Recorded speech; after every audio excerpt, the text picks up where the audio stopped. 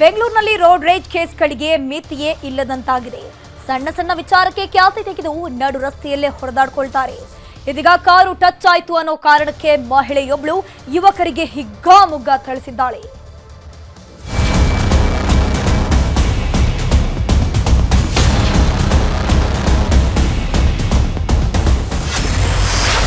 ನೆಲಕ್ಕೆ ಕೆಡವಿ ಒದ್ಲು, ಎಳೆದೆಳೆದು ಗುದ್ದಿದ್ಲು. Car touch ಆಗಿದ್ದಕ್ಕೆ ಮಹಿಳೆ ರಣರಣ.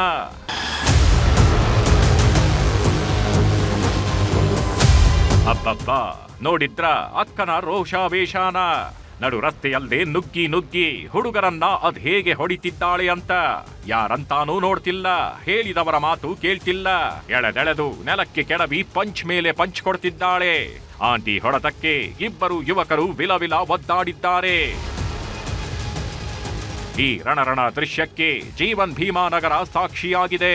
ನ್ಯೂ ತಿಪ್ಪಸಂದ್ರದ 8ನೇ ಕ್ರಾಸ್ ಬಳಿ ಇದೇ ಶಿವರಾಜ್ ಕಾರು ನಿಲ್ಲಿಸಿ ತಿಂಡಿ ತಿನ್ನೋದಕ್ಕೆ ಅಂತ ಹೋಗಿದ್ದಾನೆ.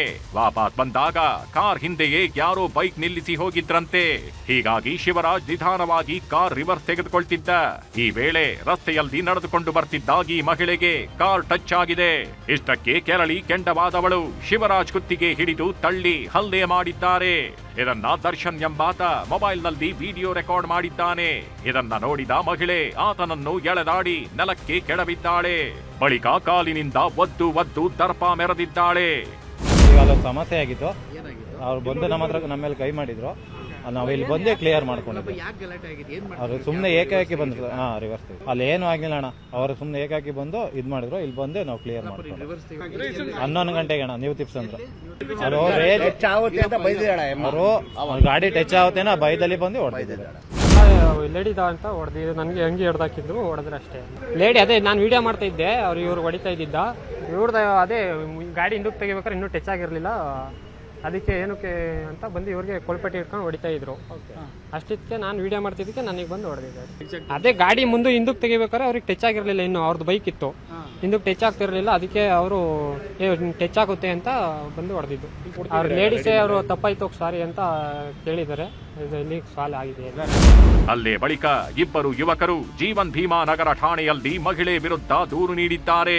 ಪೊಲೀಸರು ಎನ್ಸಿಆರ್ ದಾಖಲಿಸಿಕೊಂಡಿದ್ದು ಮಹಿಳೆ ತಾನು ಮಾಡಿದ್ದು ತಪ್ಪಾಯ್ತು ಅಂತ ಕ್ಷಮೆ ಕೇಳಿದ್ದಾರಂತೆ.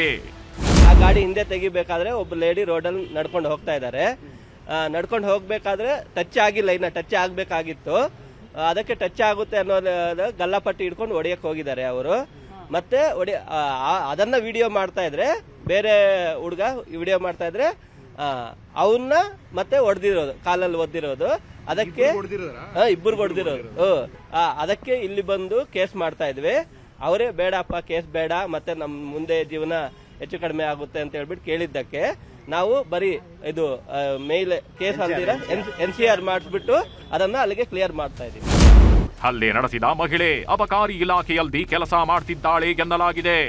ಒಟ್ಟಾರೆ ಸಣ್ಣ ವಿಚಾರಕ್ಕೆ ಈ ರೀತಿ ದರ್ಪ ಮೆರೆದಿದ್ದು ಎಷ್ಟರ ಮಟ್ಟಿಗೆ ಸರಿ ಅನ್ನೋದು ಪ್ರಶ್ನೆ.